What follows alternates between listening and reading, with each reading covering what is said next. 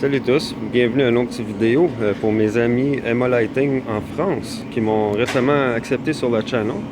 En fait, je vais faire une petite vidéo juste pour vous montrer comment partir la séquence de test pour tester tous les boutons et les curseurs, les faders sur une grande Emma 2 Lite. Alors, la première étape, on tient 101 et 102 ensemble. On va aller appuyer sur Power et en même temps appuyer sur 105. Donc, je vais aller appuyer sur le Power. On tient 105.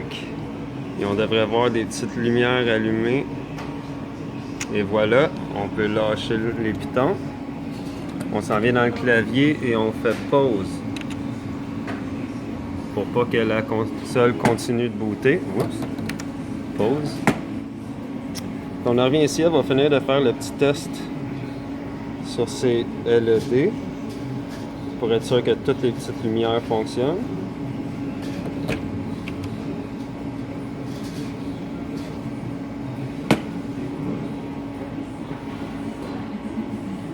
Ça.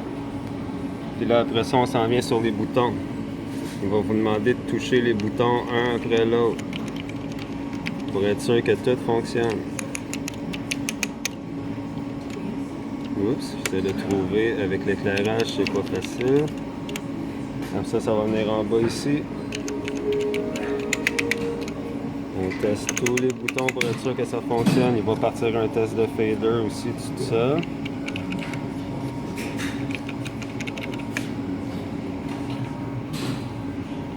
Et voilà. Puis là, on va avoir les pitons ici aussi à scroller. Comme ça, il va faire la dernière séquence de test. Et voilà. Après ça, ça va être les pitons d'en bas. On fait la séquence de test. Quand vous voyez ceux-là qui blinkent comme ça, c'est l'encodeur qui est ici. Vous allez voir, on bouge d'un côté, on bouge de l'autre, les lumières. Puis quand on pèse dessus, le test est terminé. On retourne dans la console. Fait que là, je vais l'éteindre. On va faire Don't Save. Puis je vais vous montrer la procédure pour venir tester la section du centre. Donc, X1, X2. On va tenir X5, peser sur Power. Quand on va voir des petites LED. Et voilà, c'est parti. On fait pause. Normalement, il est supposé de marcher le pause. Là, il n'a pas marché la dernière fois. Fait qu'on va attendre la séquence de test termine. Fait comme ça, vous pouvez tester tous vos modules comme ça. Si vous avez une full ou une ultra light, ça va être les mêmes combinaisons de boutons. Fait que là, on fait juste attendre que le petit test termine. Et voilà. Après ça, il va nous demander d'appuyer sur des boutons.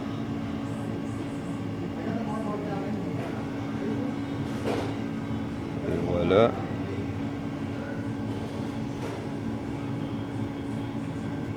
Donc, on a le piton pause. Go. Comme ça. Oups. C'est pas évident avec la caméra de suivre en même temps. Ici, ici, ici.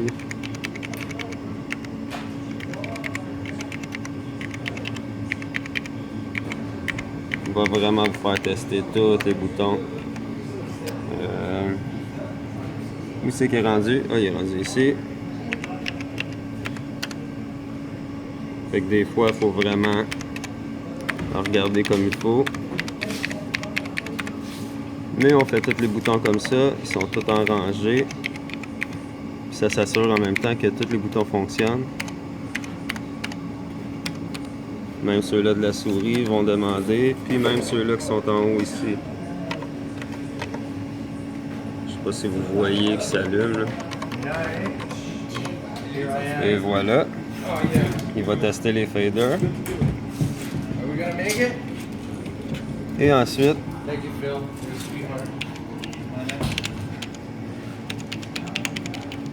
la séquence de test est terminée. Ça va se continuer à booter tout seul. Elle va se rendre dans le software. Fait que c'était la petite façon de tester une grande Emma toute seule pour savoir si tous les boutons fonctionnent, savoir si tous les curseurs fonctionnent. Après ça, vous laissez aller la séquence de test, ça va finir par booter. Puis vous allez voir finalement vos écrans apparaître. Petite touche raccourci comme ça, ceux qui sont pas au courant.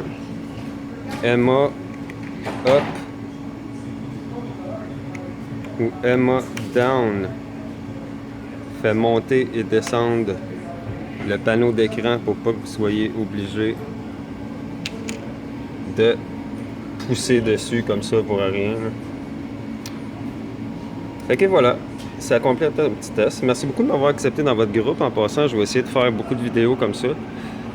Si vous avez des requêtes ou quelque chose, faites juste vous abonner, laissez des commentaires. Je vais essayer de faire des vidéos en conséquence. Donc, merci beaucoup à mes amis de France.